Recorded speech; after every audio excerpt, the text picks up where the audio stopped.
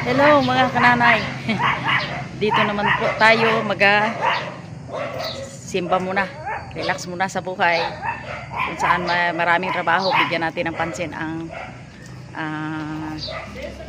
plano ng Diyos sa atin. Simba muna tayo. Yan. Hello po. Sister April. Ito na po yung mga padala mong mga package. Yan po. Yan.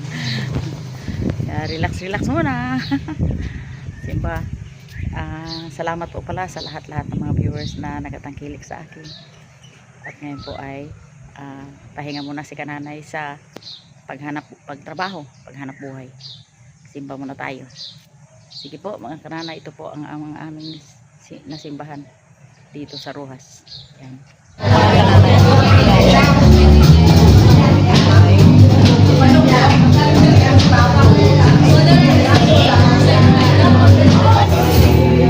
Ito po ang aming handa sa aming pag-fellowship ngayong umaga. Yan.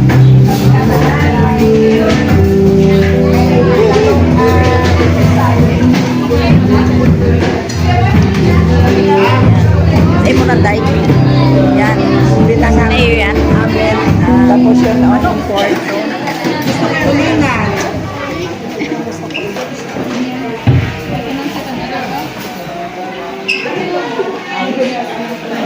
Yan ang maganda.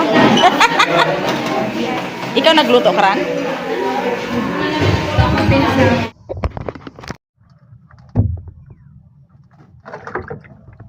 Mga kananay, dito na ulit ako sa dagat. Kalmada. Kamusta po sa buong mundo?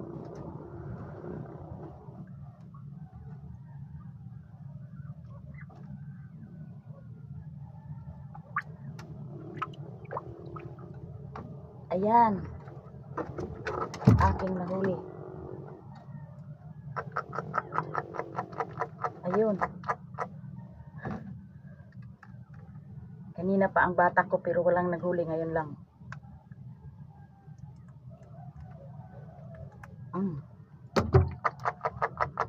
Yan, katunog pa. Yan po mga kananay Yan. Ang aking nahuli. Sigurado may pang-ulam na naman ako. Yan. Kanina pa ang bata ko, ang ano ko mga kananay, walang kumakagat, ngayon lang. Yan. Ayusin ko muna yung kawil para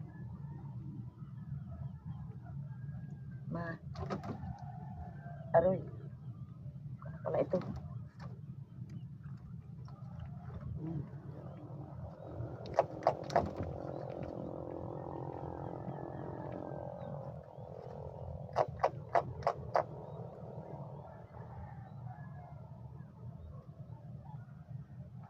Ang huli ko mga kananay ay matambaka.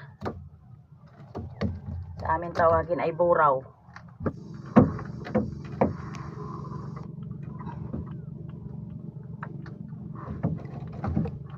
Yan po mga kananay. Huli mo naman ako ng bisugo. Yan. Masabitan. Yun.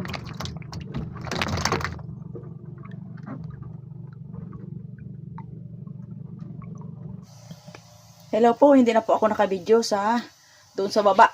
Diretso na po ako dito at ako'y ang aking dalawang isda na nahuli lang. Walang gaang kakain dahil sobrang linaw, kita ang ilalim. Kaya ang isda ay mailap. Kaya ito na lang. Ang gawin ko na lang ito mga kananay ay ihawin ko na lang. Yan. Yun Yan. Yan po ang aking inihaw na isdang buraw at saka bisugo. Yan po. Saka po kukuha na lang po ako ng gulay doon sa aking bagong tanim.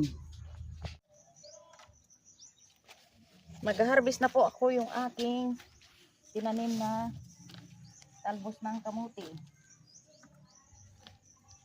Bawasan ko na po para magpakasanga sila.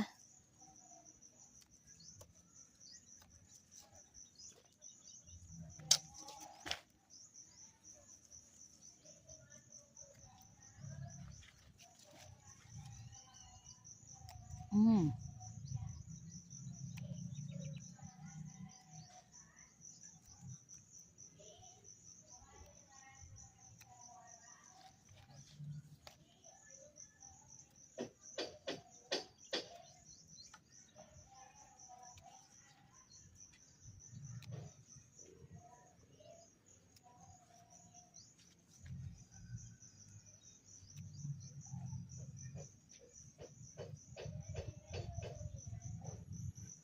Pag may tinanim, may kukuhain.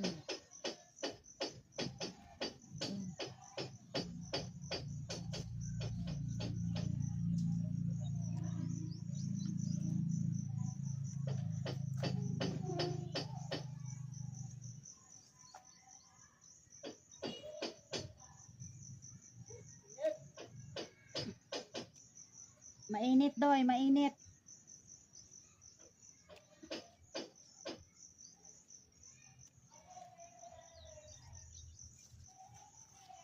Ito na po yung aking talbos.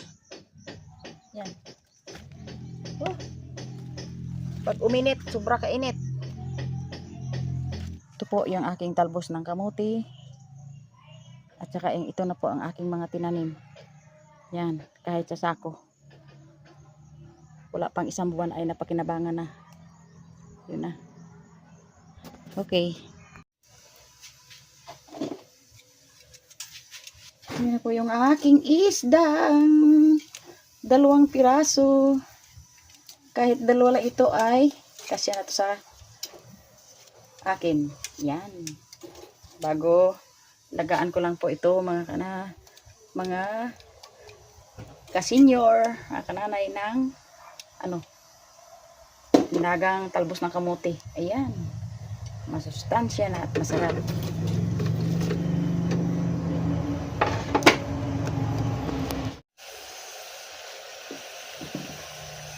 Ito po yung aking talbos ng kamote. Unang ani ko ng harvest ng talbos ng kamote.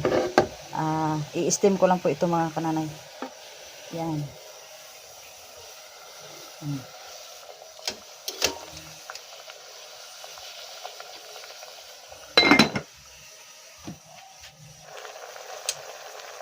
Ayan.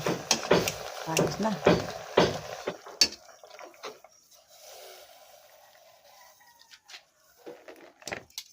Ayan.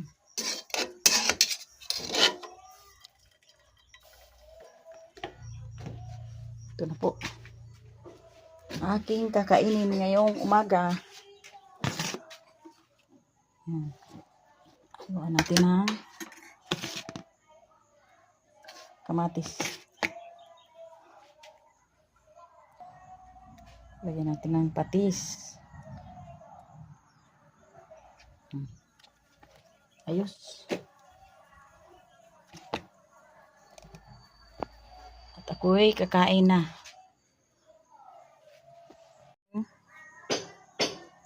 Simpleng almusal. Hindi na ako kakain ng kanin. Ito lang po ang aking itambal sa aking isda na inihaw. Yan po. Okay po. Ito po ang aking almusal ngayong umaga. Magpapak tayo ng talbos ng kamote with kamatis. Saka po yung inihaw na isda. Yan. Thank you Lord sa lahat-lahat po na binigay mo sa amin. In Jesus' name, amen. Kain po tayo magpapak po tayo ng talbos ng kamote.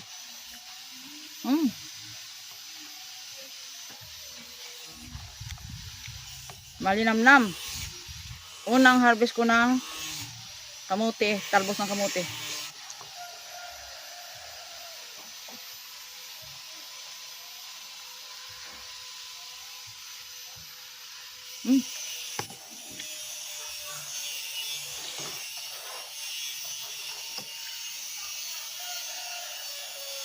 Ito po ang pagkain sa probinsya.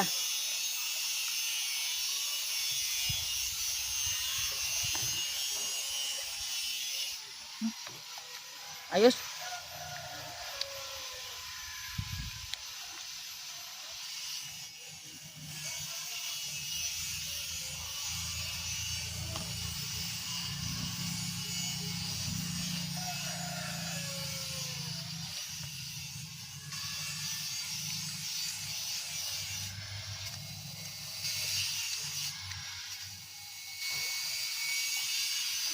Kain tayo ng sariwang isda.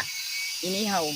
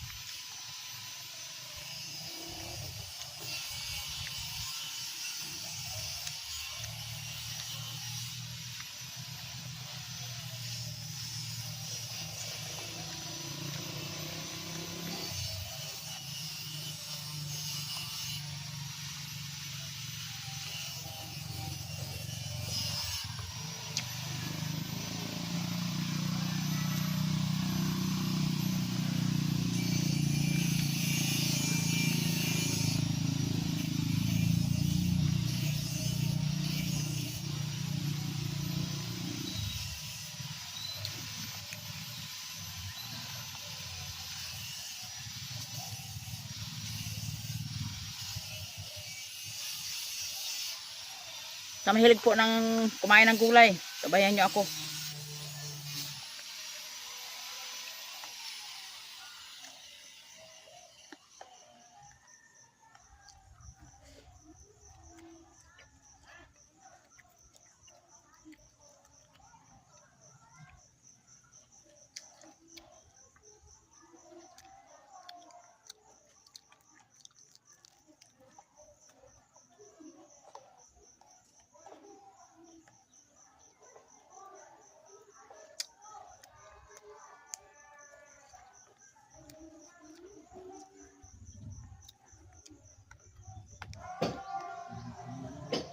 Ang aking mga trabaho mga kanalay ay magtanim ng isda para may libreng ulam.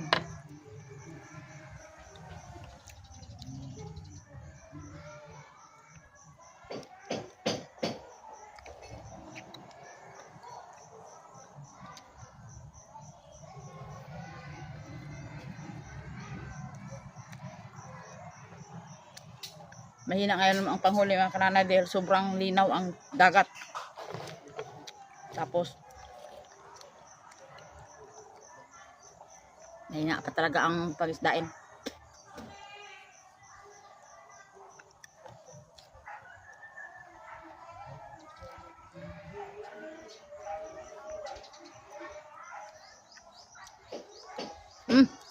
So, kaon. Ano yan? Ah.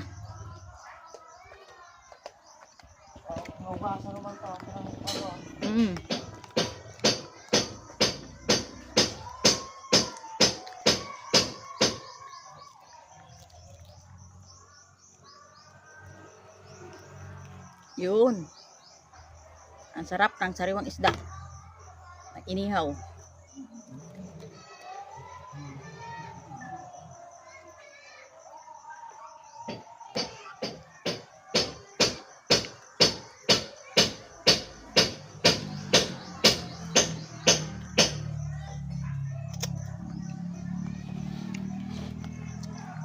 Bet, kain tayo.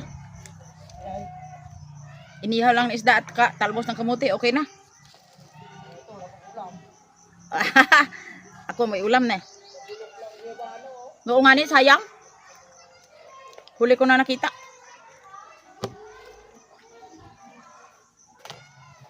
Saan kayo?